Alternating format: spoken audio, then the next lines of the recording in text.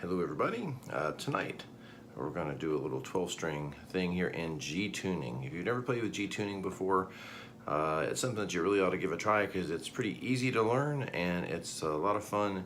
Give you tons of creative ideas that you can begin to explore and write some songs and maybe reinterpret songs that you already know. You can learn songs by other artists that are in G tuning. It's basically a lot of fun. I started messing around with G tuning years and years and years ago.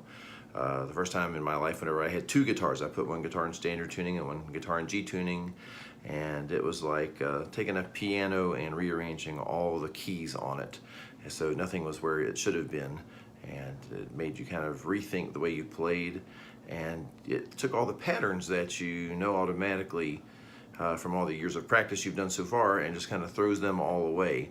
So you have to start from scratch, and that's kind of daunting, but at the same time it's kind of cool because you get to really push for some new creative ideas and explore things. So to get to G tuning and be mindful, my guitars, my 12 strings, I usually tune down 1/2 step from standard tuning anyway. So that's going to be a factor here if you try to tune to play along with me. I'm going to be a 1/2 step lower than normal, but I'm going to talk in terms of just the standard tuning as if I was tuned to concert pitch.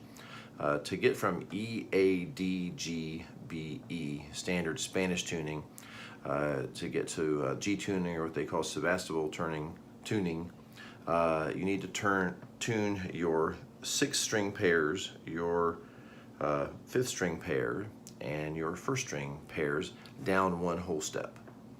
So in other words, your bottom E string goes down to a D, from E to a D.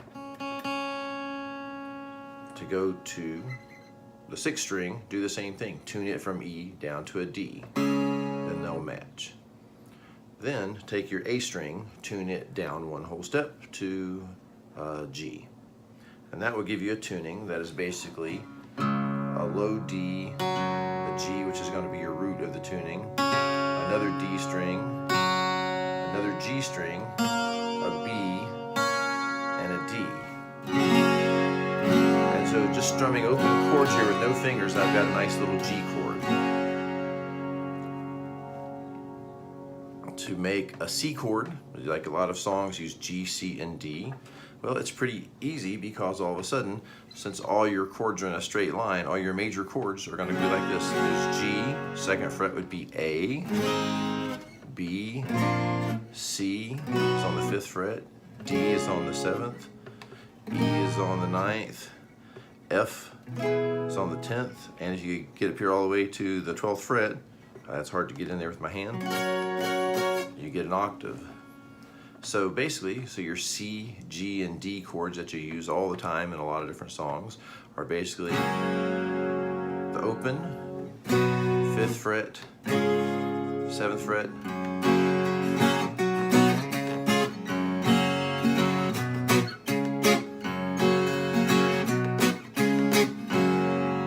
so you can get something that's just G, C, and D with 1 finger.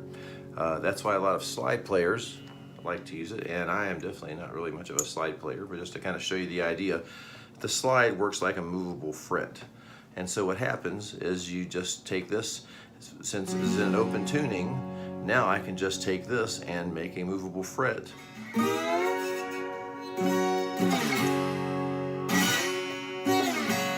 You'll typically mute behind the slide a little bit.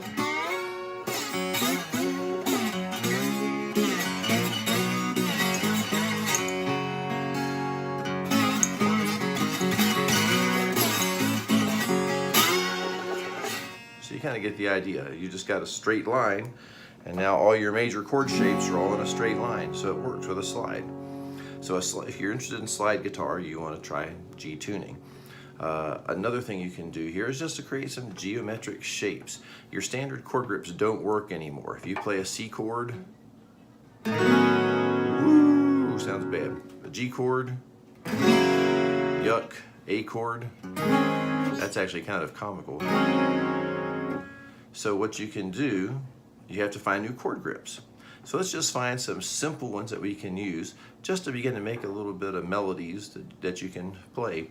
One of the real common ones that I found early on take my first finger and I'm going to put it here on the second fret of the, third fret of the second string. Pinky finger is going to go to the fifth fret of the first string. This makes a G chord. That's a G chord. That's just another inversion with the high G on top. This chord, you can move it all over the place and make some cool little melodic things. Now I use my pinky, but sometimes you can use your third finger if that's more comfortable. I tend to use my pinky because I use my other fingers for other things. Move it up 2 frets, move it up 2 frets, move it up. Third fret, 5th fret, 7th fret, 10th fret, 12th fret.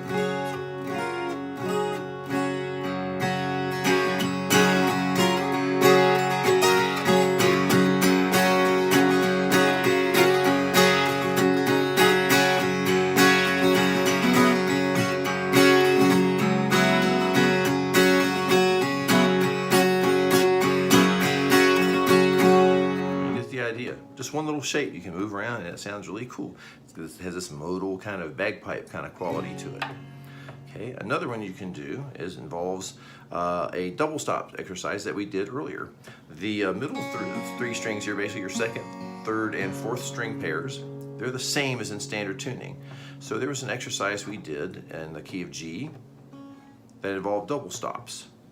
There's a shape like this, looks like a first 2 fingers of a C chord. Second string, first fret, fourth string, second fret. The middle string is open.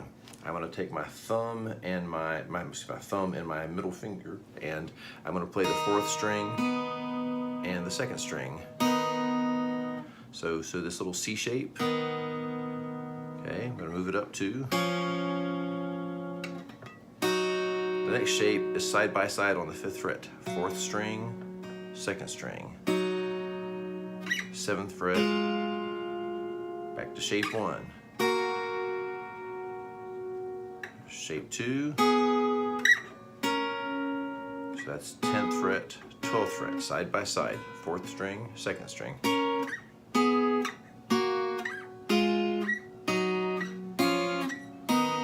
I just harmonize the G scale.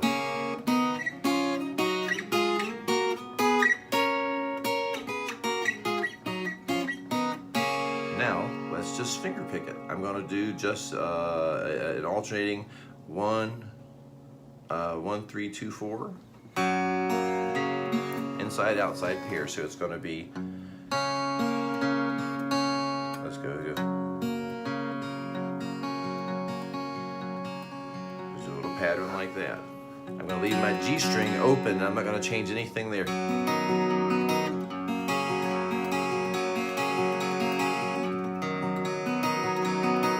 Up. The next shape, 5th fret, 7th fret, 8th fret, the first shape, shape 2 at the 10th, shape 2 at the 12th.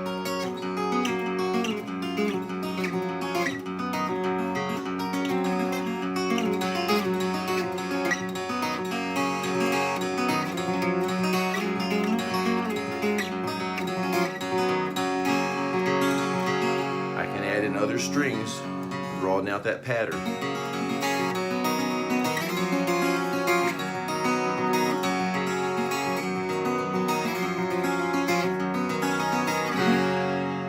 Really fun, really simple to do. There's more patterns just like that we can explore. Just give you these 2 for right now because I don't want to keep you too long. Have fun in exploring G tuning. Bye now.